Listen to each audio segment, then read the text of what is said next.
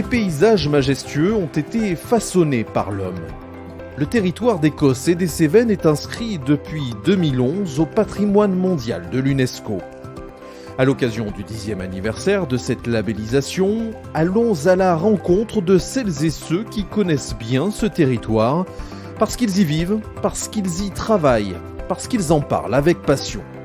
Ce podcast est réalisé par la marque de cosmétiques L'Accent, en partenariat avec Midi Libre et l'entente interdépartementale Cosse-et-Cévennes. Épisode 26, la culture en filature. La culture n'est pas juste un point supplémentaire ou un élément de confort d'un territoire, mais vraiment un élément moteur de développement économique. Ça fait aussi partie de nos façons de vivre ici en Cévennes.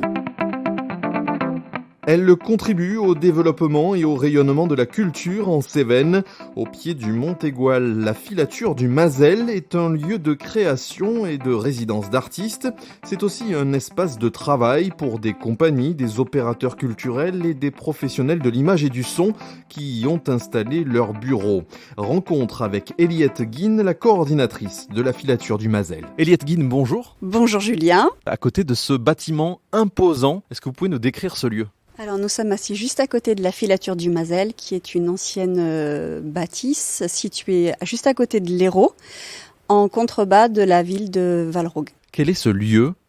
Je le disais, imposant, relativement visible, encore que encaissé dans cette vallée, mais de quoi parle-t-on ? Il s'agit d'une ancienne filature pour la soie, donc c'est un bâtiment imposant placé à côté d'une rivière, puisque donc on utilisait un système avec la vapeur, l'eau pour la mise en culture de la soie, des cocons de soie, et ce bâtiment qui a l'architecture habituelle, avec ses grandes fenêtres, abritait toute une communauté de fileuses. Il y a encore dans les bâtiments l'appareillage pour fabriquer la soie. Et toutes les filatures ont été répertoriées. Il y a eu un projet mené par la DRAC pour normer toutes et protéger aussi toutes les filatures. Celle-ci en fait partie.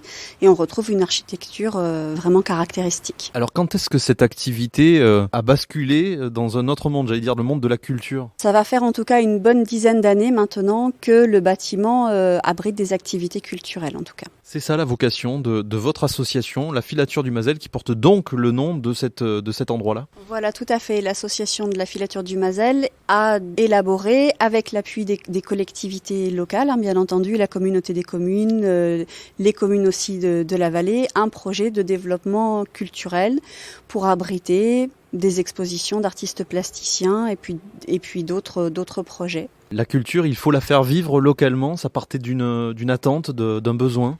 Ça partait d'un ensemble de structures qui ont très ancré, très présent à l'esprit le fait de savoir que la culture n'est pas juste un point supplémentaire ou un élément de confort d'un territoire, mais vraiment un élément moteur de développement économique et que ça fait aussi partie de nos façons de vivre ici en Cévennes. Donc c'était pas juste un petit plus, c'est vraiment un axe de développement territorial fort. Alors comment fonctionne votre association ?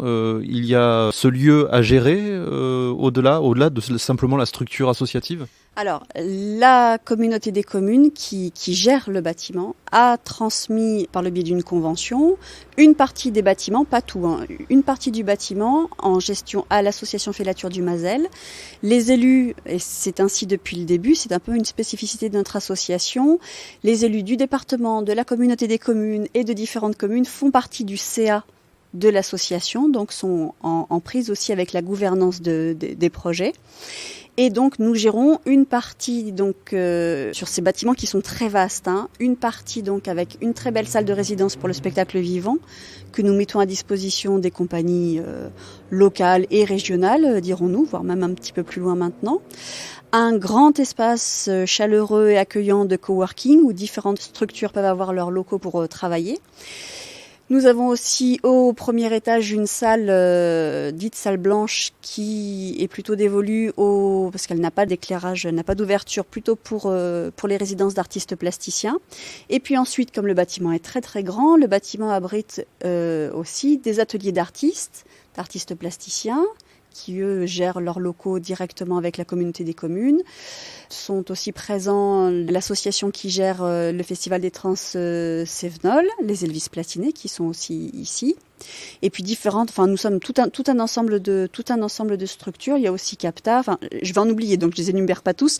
Une agence audiovisuelle, on est tout un ensemble de structures, plutôt dans la culture, mais pas uniquement, qui travaillons côte à côte et maintenant de plus en plus les uns avec les autres sur différents projets. Donc voilà pour le lieu, les différentes composantes du lieu. Vous, au niveau associatif, quel est votre rôle, vous, à titre personnel, je vais dire ? Moi, en tant que coordinatrice de la filature du Mazel, j'ai différentes fonctions. Nous devons assumer la dynamique globale de ce tiers-lieu, puisque nous sommes labellisés tiers-lieu par la région. Donc, c'est lancer une dynamique qui est ensuite abondée par les différents partenaires. Nous avons en délégation la mission de la lecture publique sur le territoire de la communauté des communes. Donc, mettre en place toute une programmation de qualité pour l'éducation des publics par le biais du réseau des bibliothèques sur le territoire de la communauté des communes. Nous avons aussi en charge la direction artistique et la gestion, la coordination du parcours Land Art au sommet de l'Égoal, avec le Parc national des Cévennes, l'ONF et la communauté des communes. Donc ça, c'est quand même un très beau projet qui commence à prendre une très belle ampleur et un beau rayonnement. Et puis ensuite d'autres projets au coup par coup et notre spécialité ce sont vraiment les projets culturels de territoire. Est-ce que votre rôle c'est aussi d'attirer des acteurs culturels qui seraient sans ressources ou sans possibilité d'hébergement ? Est-ce que ça fait partie de votre mission, j'allais dire ? C'est pas tellement ma mission, mais ça fait partie des missions des tiers-lieux. C'est-à-dire que à partir du moment où vous avez une communauté de travail qui se met en place dans ce bâtiment avec les différentes structures qui l'animent, tout de suite, ça permet effectivement des gens qui viennent, qui s'installent, et on l'a vu là après le Covid, des gens se sont installés en Cévennes, trouvent tout simplement le chemin de la filature du Mazel pour venir rejoindre une communauté de gens qui travaillent. Et donc forcément après, des projets peuvent s'élaborer en s'épaulant les uns les autres. Certains peuvent proposer des prestations aux uns aux autres, où on s'épaule. Donc c'est vrai qu'on a une richesse, et c'est l'intérêt des tiers-lieux, c'est d'être complémentaires et d'avoir à offrir au territoire un ensemble de compétences qui, une fois mis autour de la table ou en synergie, on peut vraiment proposer de belles choses et répondre un petit peu aux carences d'équipement territorial que l'on a ici en zone rurale. C'est l'intérêt des tiers-lieux, c'est que chaque tiers-lieu s'élabore, s'épanouit en fonction de son contexte. Cette communauté de travailleurs, de gens plutôt, mais pas uniquement, je le répète, dans la culture, à son sens ici en Cévennes, si on devait la transplanter, je sais pas, dans la banlieue de Toulouse, là-bas on a besoin d'autre chose.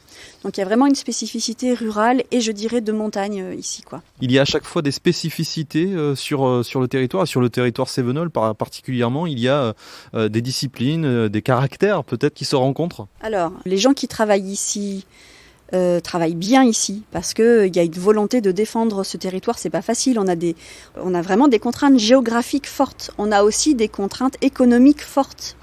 Mais toutes ces contraintes font que ces contraintes sont, pour nous, communauté au travail, pour toutes les structures qui travaillent ici, ces contraintes deviennent finalement un moteur. Le manque d'équipements culturels aussi, c'est une des carences.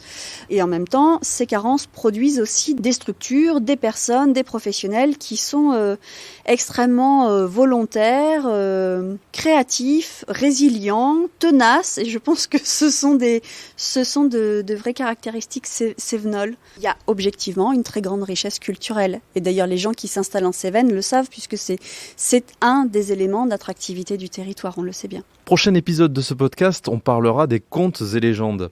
Eliade Guine, qu'est-ce que ça vous inspire ? Eh bien moi, les contes et légendes, alors je travaille beaucoup dans ce très beau bâtiment là de la filature du Mazel.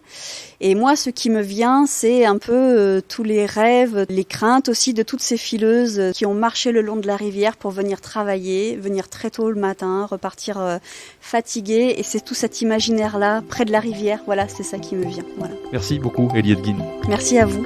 Et merci à vous d'avoir suivi cet épisode. À très bientôt pour mettre à nouveau l'accent sur l'Écosse et les Cévennes.